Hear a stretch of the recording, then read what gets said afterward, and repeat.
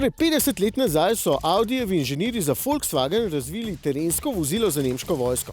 Volkswagen Iltis se je imenovalo in leta 1976 je bilo to. Vse je takoj navdušilo, kako dobro se obnese na snegu in ledu, da so pri testiranju novih Audijevih prototipov takoj začeli iskati rešitev za serijsko proizvodnjo v avtomobilu. In potem je bilo treba najti samo še ustrezno ime za ta vsemogočni pogon. Najprej bi bil to skoraj Audi Karat, kar bi pomenilo Coupe All-Wheel Drive Turbo, ampak je takrat na trgu obstajal že parfum z enako oznako, no zato je potem obveljala ideja takratnega predhodnega direktorja Walterja Treserja in v bistvu takoj postala legendarna. Seveda govorimo o oznaki Quattro, ki je celoten svet spoznal leta 1980 na ženevskem avtosalonu in je v bistvu takoj navdušila, pa pogon seveda tudi, pa ne samo navdušence nad vožnjo, ampak tudi kritike.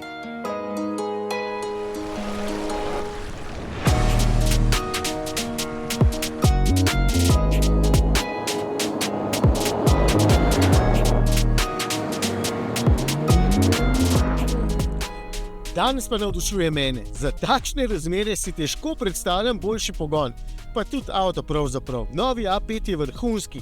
Krasno podvozje ima, ki celo v taki različici S5 ni pretrdo. Hkrati pa zagotavlja odličen oprijem in občutek, ko gre za res. Seveda je tukaj tudi motor tisti, ki navduši s svojo močjo in zvokom, ampak ker govorimo o pogonu, je ta tisti, zaradi katerega boste verjetno bolj pogumni na takšni cesti. Ni pa pogon vsemogočen, to vedno poudarjamo. Je za boljšo vodljivost, pa za speljevanje, za bolj kontrolirano vožnjo iz ovinka, vse ostalo pa je isto kot pri ostalih avtomobilih, ker avti pač niso lahka stvar. V povprečju tehtajo poldrugo tono, oziroma danes lahko že rečem kar 2 toni, zato tukaj fizika pove, če je prehiter pripelješ v ovinek, pa če enostavno letiš naravnost ven, pa če imaš 8-kolesni pogon. Sem slišal veliko zgodbic, kako je nekdo pripeljal v ovinek 100 na uro, ker je imel 4-kolesni pogon, če bi imel samo pogon spredaj, bi šel pa največ 50 na uro. No, te zgodbice za otroke sem že zdavnaj začel ignorirati, ker zdaj točno vem, kdaj mi tak pogon lahko pomaga. Evo primer. Stojim na spolzkem klancu. Avto s prednjim ali pa zadnjim pogonom bi imel pri speljevanju kar nekaj težav. Kolesi bi se zavrteli v prazno, jaz bi imel nekaj dela z volanom, ker bi avto začel poplesavati levo in desno, elektronika bi vse skupaj umirjala in manj vešči vozniki bi bili pri takem manevru kar malo panični. Pa v bistvu to upravičeno. Sem izbral mrzel dan za tole. Quattro, dam v D, počas gas in speljem. Kot da bi bil na suhi podlagi kolesa, se niti za 100 niso zavrtela v prazno. Tak pogon je res top. Drug primer, vožnja iz ovinka. V ovinek seveda pripeljem kot z vsakim drugim avtom. Isto hiter, isto previdno, fizike tukaj ne morem premagati. Ko sem v ovinku, pa lahko precej hitreje začnem pospeševati in elektronika pa mehanika poskrbita, da gre navor tja, kjer ima kolo oprijem. Veliko bolj suvereno na ta način lahko speljem iz ovinka ven in moja hitrost je lahko takrat, ko se ovinek konča, že bistveno večja kot pri ostalih pogonih.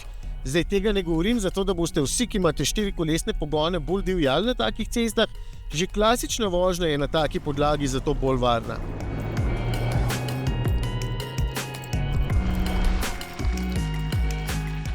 In tretji primer, ki je v bistvu mit. Včasih so bili 4-kolesni pogoni zelo okorni. Avtomobili so takole na mestu zelo težko zavijali, spuščali čudne zvoke in podobno. Obenem so bili tudi veliko bolj potratni z gorivom, kar se je potem poznalo pri porabi.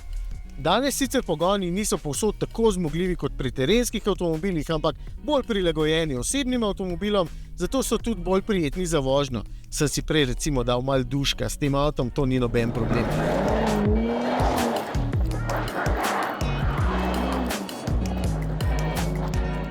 Predvsem pa ni več bistvene razlike pri porabi, ker elektronika poskrbi, da sta večino časa gnani samo sprednji kolesi, vsa 4 pa se vklopijo, ko je pač potrebno.